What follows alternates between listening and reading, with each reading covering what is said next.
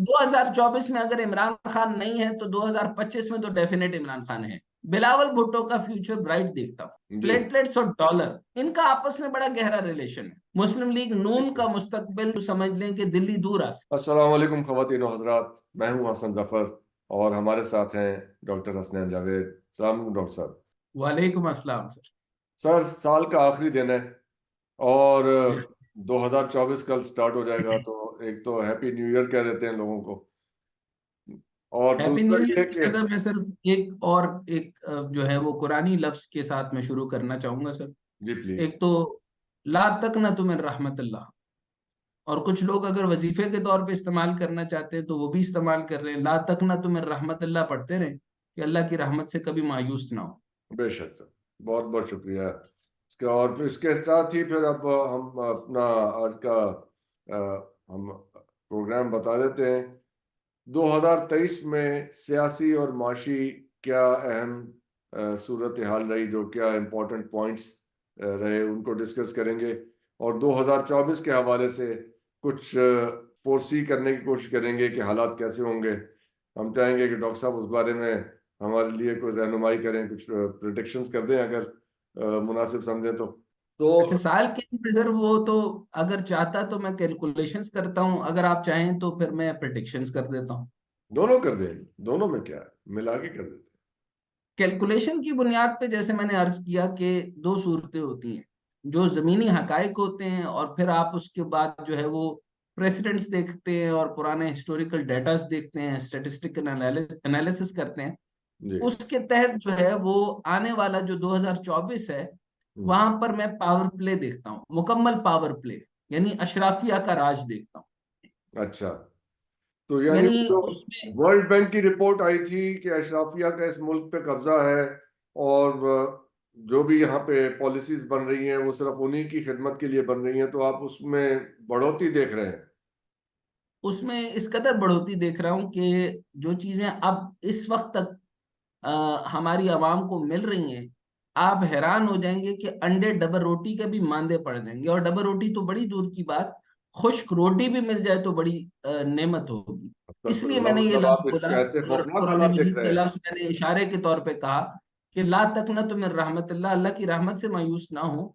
लेकिन इससे इंपॉर्टेंट बात यह है कि आपने अपना सैयदना अली करम अल्लाह वजहुल करीम फरमाते थे कि मन अरफा नफ्सहु फकद अरफा रब्बु, जिसने अपने नफ्स को पहचान लिया उसने अपने रब को पहचान लिया। तो बेशक। और दूसरी एक हदीस मुबारक है कि अ, यानी आप यूं समझें कि अमालुकुम व उम्मालुकुम, जैसे कौम होगी वैसे रहनुमा होंगे।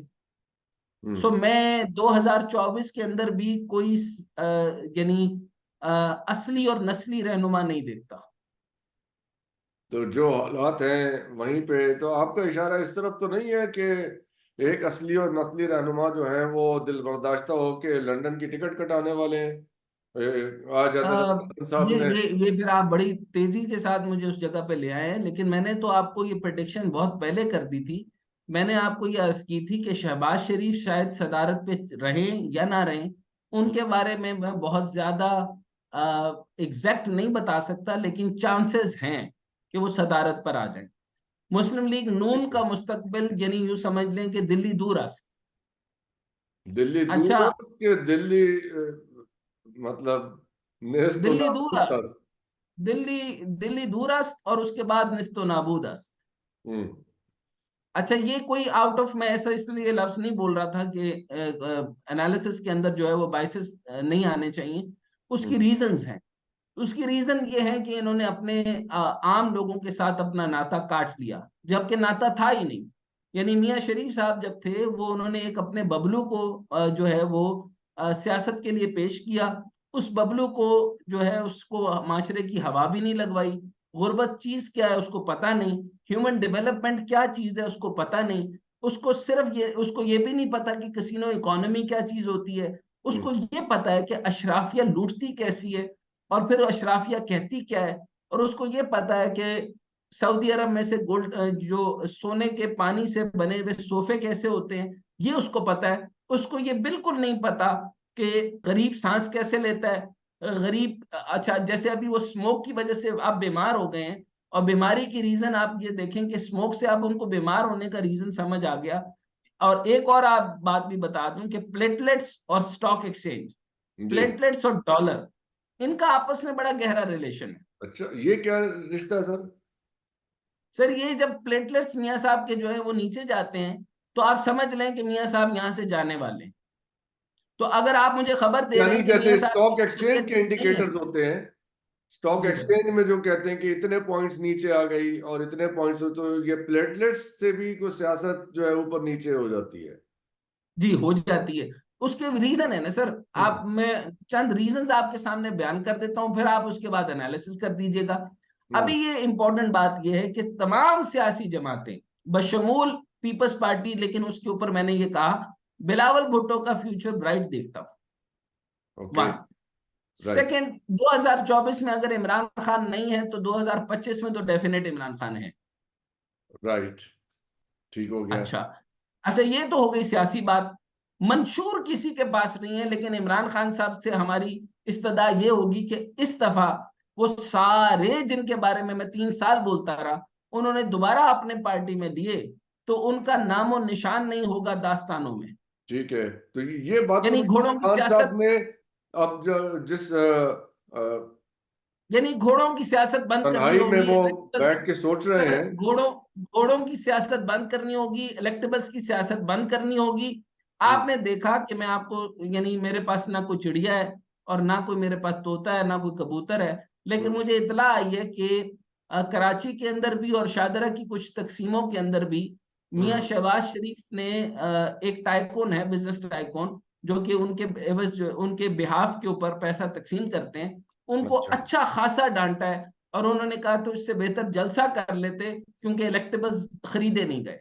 क्यों खरीदे, क्यों नहीं गए, ये समझ नहीं आई। मतलब यहाँ तो ये है कि ये मंडी लगती है और यहाँ पे जिसको जितने पैसे दो वो खरीद लो, तो वो क्यों नहीं नहीं खरीद, खरीदे? सर वो मंडी तो लोग, पैसा तो उन लोगों ने लगाना है जो कंफर्म करे कि सीटें मिलेंगी। तो मैंने हम्म। आपको पहले बता दिया था कि इस दफा की पावर पॉलिटिक्स का जो मेन सबसे बड़ा घोड़ा है और सबसे बड़ा चैंपियन है 2024 तक। और 2024 के आखिर तक मैं आपको बता रहा हूँ, इसके बाद इलेक्शन दोबारा हूँ। और इस दफा का नहीं, 2024 का जो घोड़ा कम है अगेन 8 प्लीज फरवरी के प्लीज प्लीज। बाद, आप कह रहे हैं कि दो, अभी ये जो आसिफ 8 अली फरवरी को, जरदारी है। 8 फरवरी को जो इलेक्शंस होंगे तो 2024 के एंड तक जाके दोबारा होंगे? अगर होंगे, अगर अगर, होंगे। अच्छा, उसमें भी अब अगर मौजूद है, ये अभी 30 और 9, मतलब 40 दिन रहते हैं तकरीबन। लेकिन अगर होंगे, लेकिन होंगे, मजबूरी है। ठीक है। लेकिन नहीं होंगे, यानी इलेक्शन होंगे, यानी हुकूमत हर चंद बनेगी, कहें कि लेकिन है नहीं नहीं होंगे। है, ये कोई ऐसी अगरचे सूरत है, हाल। अगरचे है, पर नहीं है। वो गालिब का मिसरा ना, हर चंद कहें कि हाँ, है नहीं है। हाँ जी। हरचंद कहें कि है, नहीं है। हाँ जी। अच्छा, अब उसकी सबसे बुनियादी रीजन मैं आपको बताना चाहता हूं, वो ये कि बिलावल भुट्टो साहब का मैं सिर्फ फ्यूचर इसलिए ब्राइट देख रहा हूं कि वो अपने वालिद साहब की जो पावर पॉलिटिक्स का साथ नहीं दे रहे। अब ये अंदर से उन्होंने तय किया, या वाकई उनके जो है वो जवानी के शऊर के साथ उनके अंदर ये एक शऊर दुआ आ गया है। मौजूद है इस बारे में कि क्या उन्होंने अपना ये एक अपीयरेंस क्रिएट की है कि मेरी और जरदारी साहब, क्योंकि उनके जो मर्दार जरदारी साहब के मामलात नहीं हैं, सर, उसमें मैं जरा थोड़ा अनपॉपुलैरिटी है। हुस्न जन रखना चाहता हूँ। उसने हुस्न जन रखना चाहता हूँ। ठीक है। वालदा, जेनेटिक साइंस के मुताबिक वालदा की आदात बहुत ज्यादा आती, तो जरदारी साहब तो सिनिकल माइंड के अप्रोच रखते हैं और वो पावर पॉलिटिक्स का हिस्सा बन चुके हैं। इलेक्टेबल्स को सारे के सारे, यानी आप ये देखें कि फैसल साले हयात ने दौरा करवाया आसिफ जरदारी का, बिलावल भुट्टो को जो है वो वेलकम किया, लेकिन सारे इलेक्टेबल्स जो हैं वो बिकने को तैयार है नून के। नून से बिकेंगे, लेकिन आखिरकार होगा क्या? मैंने आपको बताया कि 90 प्लस जो सीटें जो लेगा वो आसिफ अली जरदारी लेगा, और हुकूमत में वजीर आजम की पोजीशन पर आसिफ अली जरदारी बने बैठेगा। ये मैंने आपको फाइनल वर्ड्स तो दे दिए आपने हैं। 2-3 इसके महीने बाद पहले आप ये बेशक बात मुझे कही थी। पकड़ लीजिए, ये बात तो अगर इलेक्शन होते। ये बात तो आप 2 महीने पहले कह चुके हैं कि ये कैलकुलेशन आपने बहुत तफसील से दी थी। अगर हमारे प्रोड्यूसर क्या? साहब चाहेंगे तो वो उसका क्लिप भी साथ जोड़ दें, दिखा दें कि ये बात कब से आप करते आ रहे हैं। और आपने ये भी फरमाया था कि मियाँ साहब जो हैं उनके कोई इम्कानात नज़र नहीं आते वजीर आजम की कुर्सी पे विराजमान होने के, और वैसे वैसे होता चला गया। और ये बात जब आए। अच्छा मैं, क्योंकि सर क्योंकि मैं ज्योतिषी नहीं हूं, पहले जरा मईशत बयान कर दूं। जी। एक बात तो ये कि तमाम सियासी जमातों के नारों में ह्यूमन डेवलपमेंट, यानी इंसानों को सिखाने की, उनको स्किल बनाने की, उनको एजुकेटेड बनाने की तरबियत देने कोई की। मामला, तरबियत मौजूद ही नहीं है। हम्म। तो कई सियासी जमातों का तो मंशूर, अब मंशूर जो है वो, यानी मैनिफेस्टो जो है वो अभी पक रहा है, यानी तैयार ही नहीं है। और इससे बड़ी लेमैन, यानी जहां तक तो हमें पता था कि मियां साहब बगैर पर्ची के नहीं चलते, आप यहां देखें कि उनका दिमाग भी नहीं चलता कि वो आवाम से पूछ रहे हैं कि हम मंशूर क्या बनाएं। अगर आवाम ने मंशूर बनाना है तो आवाम को इज्जत दो ना, फिर वोट को इज्जत क्यों देनी है। ठीक है। वन। अच्छा, जमातों का तो मंशूर अभी पक रहा है। साल 2023 सर अशराफिया के लिए अच्छा है। 2024 सर आने। 2023 तो अच्छा रहा, यानी जी। उसमें मैं उसकी रीजन बता हाँ दूं उसमें। पहले। हाँ। मईशत वो जो है वो, मईशत जो ओवरऑल है आवाम के लिए, वो सर वो बढ़ गई। हाँ, वो तो मईशत फील तो भी हो रहा है कि बढ़ गई है। नहीं, मईशत तो बढ़ गई है। जी। और ये भी साथ बता दूं कि ये जो मैं जिनका जुमला बता रहा हूं कि मईशत तो बढ़ गई है, उसमें पीटीआई की बुनियादी तकसीम की वजह जो है वो मरवत साहब बनेंगे, बल्कि बाकी बहुत से लोग जो जुड़ना चाहेंगे और पीटीआई को मजबूत करना चाहेंगे, मरवत साहब जो है वो सब लोगों को जमा होने के बजाय सियासत के अंदर जो है वो अखंड भारत शुरू करेंगे और हर आदमी को गाली देंगे और पीटीआई को तिनका तिनका करके बिखेरेंगे। ये भी बता। करेंगे वो ऐसा।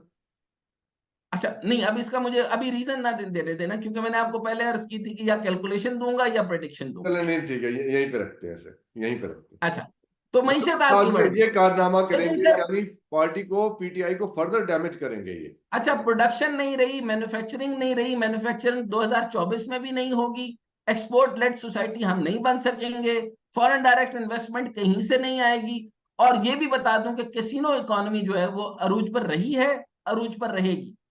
साल 2023 में पाकिस्तान स्टॉक एक्सचेंज के लिए शानदार रहा है, और वो किसके लिए? 2% अशराफिया के लिए। सौ यानी जिनके 100 इंडेक्स जिसे जो कहते मेजर हैं। शेयर शेयर होल्ड खरीदने की ताकत रखते हैं उनके लिए जी ना। ताकत रख। जी। 100 इंडेक्स ने कई नए रिकॉर्ड कायम किए सर, मुल्क की बुलंद तरीन सतह पर पहुंचा है। और ये किस लिए पहुंचा है और किन्होंने पहुंचाया है वो भी आपको पता है। जी। पाकिस्तान में गुर्बत ने सर 2023 में निचली दरमियानी आमदनी वाली गुर्बत की शरह का तखमीना 39.4, यानी कुल मिला के आप 40% कर लीजिए। ठीक है। ठीक हो गया। हम्म। अच्छा, ये जो गुर्बत की शरह है इसके 40% तक पहुंच गई। 97 मिलियन, यानी 97 मिलियन अफराद की यौमिया आमदनी की हद $3 से कुछ ऊपर है, यानी आप तीन यूं समझ अशारिया लें कि छह पाँच तीन हाँ जी, अशारिया छह पाँच तकरीबन आप यूं कर लीजिए कि 10, यानी एक बड़ी तीन अशारिया परसेंटेज छह जो है पाँच वो सिर्फ 100 रुपए नहीं कमा सकती। 1000 रुपए। 100 रुपए, 3.65 डॉलर का मतलब वो 1000 रुपए डेली हो गया। 1000 रुपए वो लोग हैं जो कि यानी 97 मिलियन अफराद की यौमिया आमदनी। जी जी। ठीक है।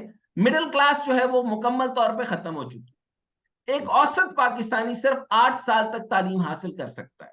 ये पिछला स्टैट बता रहा हूं, इसलिए जी। मैंने कहा ला और तकनतु मिन इसमें पाकिस्तान रहमतिल्लाह, का अल्लाह की रहमत से नंबर मायूस नहीं होना। 163वां है दुनिया में। जी सर। ह्यूमन डेवलपमेंट में 163वां नंबर है पाकिस्तान जी सर। अब का। ह्यूमन डेवलपमेंट में पाकिस्तान में 192 ममालिक में से 100 तकरीबन 161 नंबर पर आ रहा है, 161, 51। अच्छा, हिंदुस्तान में इस वक्त 132, 132वें नंबर पर है। और बांग्लादेश 129 की दर्जाबंदी के साथ और भी बेहतर कारकर्दगी का मुजाहरा कर रहा है। और ये भी याद रखिएगा कि वो चाइना में अपने यौन और टेक्सटाइल के अंदर चाइना से भी बढ़ चुका है बांग्लादेश। राइट। राइट। अच्छा, जबकि श्रीलंका जो है सर वो 73वें नंबर पे। पाकिस्तान में 10,000 अफराद के लिए अस्पतालों में सिर्फ 6 बिस्तर है। 10,000, हजार 10,000 लोगों में अफराद के छह लिए बिस्तर। सिर्फ 6 बिस्तर हैं। हम्म। अगर वो आपको बिस्तर यकीन भी नहीं जिस आता हालत में है वो तो भी हम देहातों जानते के हैं। हालात तो भूल जाएं, डिस्पेंसरीज के हालात भूल जाएं, आप जिना हॉस्पिटल चले जाएं या जनरल हॉस्पिटल चले जाएं, एक बेड पे कितने अफराद हैं खुद गिन लें। पिछले साल मैं अपने बेटे को जना हॉस्पिटल लेके गया था, यकीन करें ताफुन इतना था कि वहां खड़ा नहीं हुआ नहीं जा रहा। अगर वो उस बीमारी से अगर सेहत याब हो भी जाए तो ताफुन से मर सकता है। जी, वो कोई ऐसी सूरत हाल थी कि हमें आउटडोर अच्छा सर, ये मैंने करना पड़ा। पिछली बात इसलिए कह रहा हूं कि स्टैटिस्टिकल एनालिसिस दे दूं और उसके बाद प्रेडिक्शंस करूंगा, कैलकुलेशन नहीं। नहीं नहीं, वो स्टैट्स देखिए, नंबरों से ज्यादा कौन सी ज्यादा सॉलिड है। अच्छा सर, 1300 अफराद के लिए सिर्फ एक डॉक्टर। अच्छा, ये भी बताता चलूं कि तमाम सरकारी जो डॉक्टर्स हैं जो तैनात होते हैं, वो प्राइवेट अपनी प्रैक्टिस कर रहे हैं, कई कई साल से दुनिया के दूसरे मुल्कों में जो है वो अपनी प्राइवेट प्रैक्टिस कर रहे हैं और तनख्वाह डबल ले रहे हैं, यानी मैं सरकारी इस तनख्वाह सिलसिले भी में ले रहे हैं। इस सिलसिले में कुछ हकायक जानता हूँ, अगर इजाजत दें। जी सर। यहाँ जो यंग डॉक्टर्स का एक प्रॉब्लम चल रहा है, तो मैं कुछ यंग डॉक्टर्स को जानता था जो आज से 4-5 साल पहले वो काफी लोग इंग्लैंड चले सर गए। अगर आप कहेंगे तो मैं आपको कल जो है वो स्टैटिस्टिक्स दिखा दूंगा। बेशुमार डॉक्टर्स हैं, कई ऐसे, मैं तकरीबन 20,000 के करीब ऐसे डॉक्टर जानता हूं, उनमें से 100 का मैं आपको स्टैट दिखा दूंगा जो मेरी नजरों के सामने है। मेरे जो दो मुझे जो लाख सलाह थी, 2 लाख से 2.5 लाख तनख्वाह ले रहे हैं सर, सरकारी तौर पर, और जॉब वो कहीं और कर रहे हैं प्राइवेट, और एक ये मुसलसल 3-3 तनख्वाहें ले रहे हैं। बिल्कुल होगा। मैं ऐसे भी लोगों को जानता था जिनकी 60-70 हजार रुपए तनख्वाह थी, और उन्हें वो 60-70 का चेक लेने के लिए एजी ऑफिस में 20 हजार रुपया देना पड़ता था हर महीने। ऐसे भी सर, हाँ। अब जनूबी एशिया में सर सबसे ज्यादा दूध पीते बच्चों की आबाद की शरह पाकिस्तान में, और 5 साल से कम उम्र 40% बच्चे स्टंटेड ग्रोथ का शिकार है, जिसका मजाक इमरान खान साहब का उड़ाया गया था कि वो दिमाग की एक शक्ल बना रहा है और स्टंटेड ग्रोथ बता रहा है। तो उसने गलत क्या कहा था कि वाकई स्टंटेड ग्रोथ है, यानी उतनी नशो नुमा उनको मिल ही नहीं रही, और जो माएँ हैं उनको उस तरह की खुराक ही नहीं मिल रही, तो वो बच्चा कैसा पैदा करेंगी? आप खुद बहुत सोच ही लीजिए science. Sad state of affairs आप बयान कर रहे हैं, इसलिए कि इस तरह के जो मजाक बनाए जाते हैं और शाम को ये भांड बैठ के हमारे और मेन जब ये इमरान खान मीडिया साहब का पे जो मजाक मजाक उड़ा रहे करते हैं थे, हर बात का। जब ये इमरान खान साहब का मजाक उड़ा रहे थे, तो उस वक्त उनके सामने ये स्टैट नहीं था कि हमारे तकरीबन 7% बच्चे अपनी 5वीं सालगिरह तक नहीं पहुंचते। जी, और इस बात का मजाक उड़ाते हैं ये भांड बैठ के शाम को टीवी के ऊपर। सर ये जो एग्जैक्टली, मजाक रात और फुलानी रात और ढमका नाक, ये जो चल रहे हैं प्रोग्राम। वो तो फिर जहां से पैसे आते हैं फिर वो आप टीवी बन जाता है ना, वो तो बात की बात है। जी अच्छा, शहरियों की अक्सरियत को साफ पानी, सीवरेज, जो क्लिनिकल सर्विसेज हैं, बुनियादी सेहत की देखभाल, मुनासिब ग़िज़ाइयत, तालीम तक बहुत कम रसाई हासिल है। ये मसला सिर्फ देहातों का नहीं है सर, शहरों में भी यही हाल है। 2023-24 से आपका सवाल हो सकता है, मुमकिन है कि क्या मुख्तलिफ होगा? तो मैं अर्ज करता हूं कि 2024 बैरूनी और डोमेस्टिक फाइनेंसिंग की जरूरत के लिहाज से 2023 से मुख्तलिफ नहीं होगा। आईएमएफ के छतर छाया में रहना पड़ेगा, यानी आईएमएफ बदस्तूर वहीं कायम रहेगा, लेकिन आईएमएफ से ऐसी शराइत आयद करेगा जो कि आवाम की अक्सरियत की माली परेशानियों को कम करने के लिए मुश्किल बना देगा। ये मैं अभी तक आप स्टैटिस्टिकल आपने बता रहा हूं, अपने इसका पिछले प्रेडिक्शन प्रोग्राम बोलता में रहा हूं। फरमाया था कि आईएमएफ जो है उनकी मुतालबात कुछ गलत नहीं है। वो आईएमएफ क्या बिल्कुल कह रहे नहीं। हैं कि आपने ये जो अपने 200 से ऊपर इदारे आपने पाल रखे हैं, जिनके अंदर आपने ये सरकारी अफसर बिठा के वो सर बड़ी बातें सोच हम रहे हैं बाद में करते हैं। कौम को। ये तो मैंने कहा था ना कि ये तो मैंने आपको बताया था कि गवर्नमेंट के फुटप्रिंट्स 80% तक हर इदारे में है, यानी टोटल मुदाखलत जो है वो हुकूमत की है, यानी सीधा सीधा जो है वो करप्शन कर रहे हैं, रेड टेपिज्म, जी कंप्लीट जी, रेड टेपिज्म। यानी यानी आप सरकारी अफसर उनसे, बैठ के उन इदारों में पैसा यानी लूट रहे हैं, प्लांट, बस ये बात। सर यानी प्लांट लगाना है, यानी सीरियल लगाना है, यानी बिस्किट बनाना है, या कोई इंटरनेशनल कंपनी यहां पर आएगी तो उनको भारी भारी रिश्वत देनी पड़ेगी, तब जाकर उनको वहां से उनका जो है वो एसआरओ क्लियर होगा। एसआरओ क्लियर नहीं होगा, उनको इजाजत नहीं मिलेगी। आपके खुद इदारे कहते हैं महंगी चीजें बेचो। खैर, मैं उस तक नहीं जाना चाहता, पहले अब मैं आपके साथ बात आप कर लेता हूं। वापस आ जाते हैं। आप कह रहे हैं अप्रैल में पाकिस्तान को अगले आईएमएफ प्रोग्राम में जाना है। सर इस पूरे साल के अंदर मुसलसल आप आईएमएफ के प्रोग्राम में रहेंगे, लेकिन आपने वजह पूछी तो मैं आपको सिर्फ ये बताऊं कि स्टैंड बाय एग्रीमेंट नाक रगड़ने के बाद भी, जब $3 बिलियन जब पाकिस्तान के पास, उन्होंने कहा कि 9 महीनों के अंदर हम $3 बिलियन को यानी मुख्तलिफ अदवार के अंदर आपको 9 महीने के अंदर देंगे। उसमें से सब जब पहली ट्रेंच आई थी, तो पीडीएम की 11 लोगों के अंदर यानी 1-1 अरब रुपया हर जमात को मिला था, जी, जो तो बांटा गया। पिछला जो आईएमएफ का आया है यहाँ पे फंड, उसके बाद तो मोहसिन नकवी साहब ने गाड़ियां खरीद के नई बांट दी अफसरों के अंदर। जी अच्छा, अब अगली बात एक और बता दूं, इंटरनेशनल अफेयर के मुताबिक पाकिस्तान के दोस्त ममालिक साथ खड़े नहीं होंगे 2024 में। अच्छा, यानी सऊदी अरब और ये मिडिल ईस्ट में जो यानी जहां से SIFC आना है, जहां से आप $100 बिलियन के जो है वो हमें बात सुना रहे हैं, हमने हुस्ने जन से सुनी है, और अभी तक मैं वेट कर रहा हूं, और I am very positive to general Asim Munir साहब, क्योंकि उन्होंने कहा है अल्लाह करे आए। मुझे नजर नहीं आ रहा, पता क्यों नहीं आ रहा ये मैं नहीं कह सकता, लेकिन मेरा स्टेटिस्टिकल एनालिसिस ये कह रहा है कि नजर नहीं आ रहा कि $100 बिलियन आए, लेकिन अगर आ जाए तो क्या खूब है। बहुत खुशी की बात है। सो बिस्मिल्लाह। अच्छा, अगर IMF की छतरी होगी तो दोस्त होंगे, वरना नहीं होंगे। इसका क्या मतलब वो, IMF से मशरूत है सब कुछ। यानी आपके दोस्त ममालिक तब तक आपकी मदद नहीं करेंगे जब तक आपका आईएमएफ के साथ मामला सेट नहीं हो जाता। Exactly exactly. अब चीन, सऊदी अरब और मुत्तहिदा इमारात नहीं करेंगे तो रोल ओवर कर्जे में क्या करना है? क्या डिफॉल्ट फिर से 2024 जैसा खड़ा होगा? ये सवाल होना चाहिए आपका। अब उसका जवाब मैं आपको अर्ज करता हूं। चले, इस माली हमने तो साल पूछ के लिए लिया सर सवाल, अब सूद आप की बताओ। अदायगियों का, सर इस माली साल में के हम्म, लिए सूद की अदायगियों का जो तखमीना है वो 8.6 ट्रिलियन रुपए है। नहीं तो मैं आपसे यानी ज्योतिषी कर्जों बन के के क्यों किस्त बात नहीं, करूं? खाली उनका सूद। सूद सूद सूद, किस्तें अलग है, इंटरेस्ट। कर्जों की किस्तें अलग हाँ, नहीं है। वो बाकी सब चीजें अलग है। सूद तो अच्छा, इस माली साल के लिए सूद की अदायगियों का तखमीना 8.6 ट्रिलियन रुपए है, जो फेडरल बोर्ड ऑफ रेवेन्यू के टैक्स वसूली के हदफ के 91% के बराबर होगा। अच्छा सर। डिफॉल्ट थोड़ी देर के लिए टला है, इसका खतरा खत्म नहीं हुआ। So you can be default in 2024। Possibility है, यानी तलवार लटक रही है। टेक्निकल टर्म्स में बताऊं, डिफॉल्ट से फर्क नहीं पड़ता, श्रीलंका भी डिफॉल्ट हुआ था।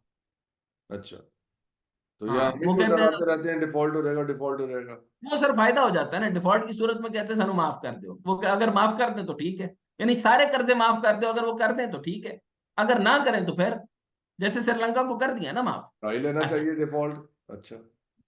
वो मैं उस डिटेल में नहीं आना चाहता। अच्छा सर, चलिए। डिफॉल्ट को रोकने के लिए रीस्ट्रक्चरिंग, गैर पैदावारी अखराजात में कमी, सिविल और मिलिट्री छोटा नक्शा और गैर इस्तेमाल शुदा शोबों पर टैक्स लगाना जरूरी है। मराद याफ्ता इदारों और अफराद के लिए टैक्सेस की छूट खत्म करनी होगी। मुस्तहकम सियासी हुकूमत, कौम को एक मुस्तहकम सियासी हुकूमत की जरूरत है, यह हुकूमत चलने नहीं देनी चाहिए। ये बात 2024 के लिए किसी ज्योतिषी ने, जो इकोनॉमिस्ट है, उसने आप कही। इसे एलैबोरेट कर दें, ये आखिरी बात मुझे मुकम्मल तौर पे समझ नहीं आई। यानी चले मैं एक दोबारा बताता स्टेबल हुकूमत की जरूरत है, लेकिन हुकूमत चलने नहीं देनी चाहिए, ये क्या बात है? हूं। एक इकोनॉमिस्ट है, वो ज्योतिषी भी है साथ। अच्छा, उसने कहा है कि डिफॉल्ट को रोकने यानी के लिए ज्योतिषी मतलब रिस्ट्रक्चरिंग, बाकायदा हाँ हाँ, पूरा सितारा। पूरा पूरा, यानी स्टैटिस्टिकल एनालिसिस और प्रिडिक्शन, हिस्टोरिकल एनालिसिस, कॉम्प्लाइसेस, पाई चार्ट, इन सारों को देखभाल करके, तमाम एनालिसिस करके उसने ये बताया है कि डिफॉल्ट को रोकने के लिए रिस्ट्रक्चरिंग, गैर पैदावारी अखराजात में कमी, सिविल और मिलिट्री जो अखराजात हैं उनके अंदर कमी, गैर इस्तेमाल शुदा शोबों पर टैक्स लगाना जरूरी है।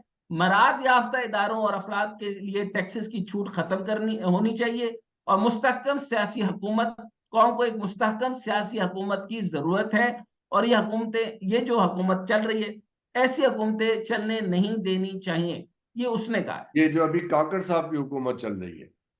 मुझे नहीं पता सर। अच्छा, बारह, अच्छा मैं चले बरसबील तस्करा मैं अच्छा, अर्ज फिर वो करूं, आगे वो डॉक्टर आगे साहब। सर वो इकोनॉमिस्ट ज्योतिषी जो हैं वो ये कहते हैं कि तवानाई के शोबे में इस्लाहात करनी पड़ेंगी जो इनसे नहीं होनी। जो नहीं कम होगी। टैक्सों के साथ माली इस्लाहात, टैक्स नेट को वसी करना और अखराजात को कम करना पड़ेगा।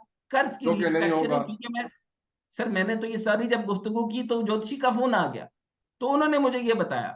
तो उन्होंने कहा कि तवानाई के शोबे में इस्लाहात करनी पड़ेंगी, कम टैक्सों के साथ माली इस्लाहात, टैक्स नेट को वसी करना और अखराजात को कम करना पड़ेगा। कर्ज की रिस्ट्रक्चरिंग और री प्रोफाइलिंग की रिस्ट्रक्चरिंग और निजकारी, और स्टेट ओन्ड एंटरप्राइजेस की फाइनेंस, इंतजामिया और इख्तियारात को की मुकामी हुकूमत को मुंतकली करनी पड़ेगी, यानी जो आप जिसको कहते हैं लोकल एडमिनिस्ट्रेशन को मुंतकली करना और ये सब पड़ेगी। कुछ होने नहीं जा रहा। अच्छा, ये ये बरसबील सब तस्करा सर अर्ज करूं, एक ये सारी मुसव्वर बातें जब मुसव्वर ज्योतिषी ने अली कर दी ना सर, संजानी फिर जब ये साहब। सब इकोनॉमिक इकोनॉमिक ज्योतिषी नहीं है, वो जो बाकी जो ज्योतिषी हैं जो हमारे पास इंशाल्लाह तशरीफ भी लाएंगे, हाँ जी, वो तो मैंने कहा बात मैं है।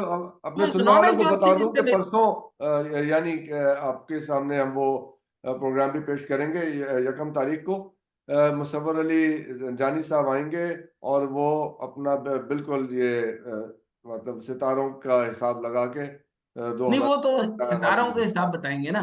जी। लेकिन मैंने आपको जो इकोनॉमिक ज्योतिषी के बारे में बताया ना, उन्होंने मुझे ये कुछ बताया, ये सब बातें जो ठीक करने के लिए उन्होंने कहा 2024 में ये कुछ नहीं होगा। ये कुछ नहीं होगा। तो यानी पहले जरा इसका इसका मैंने असल में ये पूछा रीकैप था करते हैं। कि मैंने टेक्नोक्रेटिक मेरिटोक्रेटिक स्ट्रक्चर और रीफाइनेंसिंग रीस्ट्रक्चरिंग के ऊपर किताब लिखी है, और ये सारे मैंने उनको सामने चीजें रखी। उन्होंने कहा आपने जो कुछ लिखा है अभी इसको संभाल के रखें, छापने की कतई जरूरत नहीं है, 2024 में ये कोई नहीं होगी। और मैंने कहा कि कोई यानी ऊपर जो इक्तदार के अंदर, इक्तदार से भी ऊपर जो लोग हैं, क्या वो ये बात मानने के लिए तैयार हैं कि मैं अगर ये असली और नस्ली बात कर रहा हूं कि अगर 2024 में हमें असली और नस्ली टेक्नोक्रेटिक मेरिटोक्रेटिक सेटअप दे दें तो वो दे देंगे? तो उन्होंने कहा नहीं। वो भी नहीं। तो ये अच्छा, देखिए जरा रीकैप कर लें 2024 का, जो ये जो सारी प्रेडिक्शंस हैं आपके क्या है, जो ज्योतिषी इकोनॉमिक ज्योतिषी। इकोनॉमिस्ट, ज्योतिषी हाँ सर, इकोनॉमिस्ट जो है इकोनॉमिक वो ज्योतिषी। अच्छा, और दूसरी आपने एक पॉलिटिकल ज्योतिषी वाली भी हमने आपने बताई, जिसमें ये है कि मियाँ वो साहब जो, मैंने प्रेडिक्शन है वो मैंने ठुल्ला मारा सर। वो अच्छा ठुल्ला पहले है। वो ठुल्ले अलग करें, ठुल्ले अलग कर लें, ठुल्ला नंबर ठुल्ला वन। अलग कर दें, और जो इकोनॉमिक ज्योतिषी ने बात बताई है वो मैंने आपको बता दी। ठीक है, अच्छा चलें ठुल्ले जरा हम कर लेते हैं अलग पहले। सर मियाँ साहब जो है वो आप अच्छा, हाँ, नहीं आते। लेकिन सर एक एक बात, ये हम्म, सवाल आप ये कर सकते हैं कि ये ऐसा क्यों नहीं होगा जो मैंने अभी इकोनॉमिक ज्योतिषी ने ये बातें की कि अगर ये बातें हो जाएं तो मामला ठीक हो सकता है, ये क्यों नहीं होगी? इसकी चलेंगे। रीजन जो है, हाँ। इसकी रीजन उन्होंने बताया कि अगर बिलावल भुट्टो जरदारी जो है, मैंने कहा वो तो बड़े अच्छे आदमी है, उन्होंने मंशूर की बात की है। उन्होंने कहा कि स्टेट ओन्ड इंटरप्राइजेस कितनी है, मैंने कहा 202। उन्होंने हम्म, कहा कि जो 202 स्टेट ओन्ड इंटरप्राइजेस हैं इनमें से पीआईए का क्या हाल है। मैंने उनको बताया कि 3 महीने के लिए उन्होंने गवर्नमेंट से की जो है वो उन्होंने गारंटी के ऊपर 270 अरब रुपया जो है वो कमर्शियल बैंक से मांगे हैं। और पहले जो 29 जहाज रह गए थे आज से कुछ अर्सा पहले, अब सिर्फ 15 रह गए। तो पीआईए डिफॉल्ट कर गया तो कमर्शियल बैंक्स गिर जाएंगे, तो बेड़ा गर्क हो जाएगा। उन्होंने कहा हाँ, बेड़ा गर्क हो जाएगा। तो इसी तरीके से मैंने उनको पूछा कि मैंने कहा बिलावल भुट्टो साहब तो मंशूर लेकर आ रहे हैं, उन्होंने कहा कि बंदे होंगे तो तनख्वाहें होंगी, तनख्वाहें होंगी तो बढ़ेंगी। तो फिर उन्होंने कहा कि जो उनके नाना थे उन्होंने ये स्टेट ओन इंटरप्राइजेस बनाई थी। पहले तो उनको कहें कि अपने नाना से बात करें कि ए खिलारा क्यों पाया सी, ए रहता क्यों खोलिया सी, हम्म। ए रहता क्यों सुटिया सी। और फिर तो उनकी मैंने वालदा उनसे साहबा पूछा। ने उसमें हजारों और लाखों के हिसाब से भर्तियां की थी इन्हीं इन्हीं इदारों में 1980 की दिहाई में, जो फिर उनकी मैंने सर प्रॉब्लम इकोनॉमिक थी। ज्योतिषी साहब से पूछा, मैंने कहा मुझे लगता है बिलावल भुट्टो जरदारी साहब जो हैं वो मसले को शायद सेट कर पाए क्योंकि वो आवाम से कनेक्ट कर रहे हैं। और शायद इमरान खान साहब, उन्होंने कहा देखें इमरान खान साहब भी मईशत पे काबू नहीं पा सकेंगे, लेकिन लीडर वो हैं, आवाम का भला सोचते हैं, लेकिन कर कुछ नहीं सकते जब तक कि वो स्टेट ओन इंटरप्राइजेस 202 जो हैं इसको वो पूरा का पूरा पब्लिक प्राइवेट पार्टनरशिप के तहत इसको पूरे के पूरे आहनी हाथों के साथ सेट ना कर पाए, और इस तरह की ललियां मारना छोड़ दें कि जो for example alternative energy resources चाहिए, हमें हमें सबसे पहले हाइड्रो चाहिए जो 6.79 पे पड़ेगी, बस इतना चाहिए। छह इसके अशारिया अलावा नए सात प्लांट ना नौ लगाएं, रुपए नए पर यूनिट खांचे ना। छह हाँ अशारिया सर। सात नौ रुपए पर यूनिट बिजली मिलेगी उससे, जो इस वक्त हम तकरीबन 80 या 90 रुपए पर यूनिट पे कर रहे हैं। अच्छा, इकोनॉमिक ज्योतिषी ने मुझे यह भी बताया कि अगर वापडा के अंदर रेड टेपिज्म यानी करप्शन कंट्रोल कोई कर ले तो खाली वापडा ही आपको अच्छी बिजली दे सकता है। ट्रांसमिटिंग लाइंस बेहतर कर लें तो आपको बिजली की सहूलत मैसर आ जाएगी। आपको अल्टरनेटिव एनर्जी जो है वो लेंगे तो नया खाता इसलिए खुलेगा, ये नए तो प्लांट खैर ये बनेंगे, तो नए प्लांट बनेंगे। सर नए प्लांट बनेंगे तो कह रहे हैं नई करप्शन होगी, वो कह रहे हैं आपके ऊपर और आधार चढ़ जाएंगे और वर्ल्ड बैंक और पैसा आपका दे ठीक देगा। होना तो दीवाने का ख्वाब है सर, ये नहीं हो सकता। तो फिर वापडा भी सर स्टेट ओन में आ रहा है ना। तो बेचें इसको।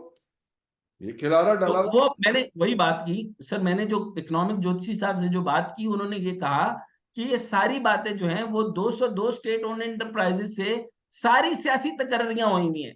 तो नून लीग के भी सियासी लोग उसके अंदर शामिल हैं, जमात इस्लामी के भी शामिल हैं। जमात इस्लामी का एक बहुत बड़ा जमीयत का ग्रुप सर इन सारे सरकारी इदारों में, इसलिए तो वो आवाज नहीं उठा रहे। जी जी, वो क्यों उठाएंगे, वो हम जानते हैं। अच्छा, बिल्कुल। फिर बिलावल भुट्टो साहब का मैंने पूछा तो उन्होंने कहा कि वो तो पहले वादा करते हैं कि हम फलां फलां सरकारी इदारे में इतने आप लोगों के बच्चे भर्ती करा देंगे, आप वोट दें। तो बिल्कुल ऐसे ही हो रहा है। तो ये फिर इदारे मैंने ऐसे पूछा ही, ऐसे ही फिर ओवर मैंने नहीं पूछा हो रहे हैं कि सर। प्राइवेट पार्टनर, मैंने कहा प्राइवेट जो है वो क्या है। उन्होंने कहा कितना बनता है। मैंने उनको कहा कि 10% ऑफ द टोटल जीडीपी, इससे ज्यादा प्राइवेट वालों को आने नहीं देते। कहते हैं आप आने भी गालियां नहीं दे देंगे दें, क्योंकि आप जियाउल हक साहब की हुकूमत को, जियाउल हक साहब की दौरे हुकूमत में 16% आप जो था आपका इनकम टैक्स कलेक्शन थी। और उस जमाने में इस तरह की सियासी भर्तियां नहीं थी। मैं सिर्फ ये बता रहा हूँ कि ये सूरत हाल क्या थी, जो उन्होंने सियासी नुकसानात किए और जो भी उनके फैसले थे उन पे आप तनकीद करते रहे। लेकिन स्टार्टिंग पॉइंट क्या है सॉरी, इन सर स्टेट उन्होंने सियासी एंटरप्राइजेस ज्योतिषी ने का मुझे एक और बात बताई सर। 1988 डाउनवर्ड्स। उन्होंने सर सियासी जो सर वो जो माशी ज्योतिषी है ना, उन्होंने मुझे एक और बात भी बताई। उन्होंने कहा इकोनॉमी को हॉल्ट पे लगा दें, फ्रीज पे लगा दें ना, एक्सपोर्ट तो होनी नहीं, इंपोर्ट जैसे जैसे चल रही हैं, आप जो है वो ब्लैक मार्केट, ग्रे मार्केट और जो एक्सचेंज मार्केट को, इसी को कंट्रोल कर लें इस साल में, तो थोड़ी बचत हो जाएगी। लेकिन अगर इलेक्शन हो गए तो उन्होंने कहा आपके बेड़े ही गर्क होंगे। चले फिर ऐसा है तो अब क्या कह सकते हैं तो डॉक्टर साहब, मैंने उनसे तो कहते पूछा हैं। कि आमरीयत होनी चाहिए। उनका आमरीयत हो या आमरीयत जैसी हो, थोड़ी सी बचत होगी लेकिन आपकी मईशत नकारा हो चुकी होगी, मजीद जंग लग जाएगा। लेकिन इस टाइम पे कोई मर्दे बहरान आने को तैयार भी नहीं है और ना आएगा और ना कोई आने देगा। मैंने कहा किसी को ख्याल आएगा। उन्होंने कहा शायद ख्याल आए 2024 की अबतर हालत देखकर। वो हब्स था कि लू की दुआ मांगते थे लोग, अल्लाह लेकिन ताला। नवाज शरीफ साहब सर बीमार हो जाएं, ज्योतिषी ने कहा था कि वो अगर बीमार होकर चले जाएं तो बेहतर है, क्योंकि जरदारी साहब अगर इलेक्शन हुए तो वजीर आजम होंगे। तो ये मंजर देखा ना जाएगा इन आंखों से। तो ये अब आपके सामने। बहुत बहुत शुक्रिया डॉक्टर साहब आपका। ख़वातीन और हज़रात, अगले साल की सूरत हाल आपने सुन ली। और डॉक्टर साहब ने हमें शुरू में प्रोग्राम के ये भी बता दिया कि हम अपने लिए क्या दुआ करें। दुआ कीजिए, अल्लाह ताला हम सब के लिए अच्छा करे और हमारे मुल्क के लिए अच्छा करे। आपके देखने का बहुत बहुत शुक्रिया। खुदा।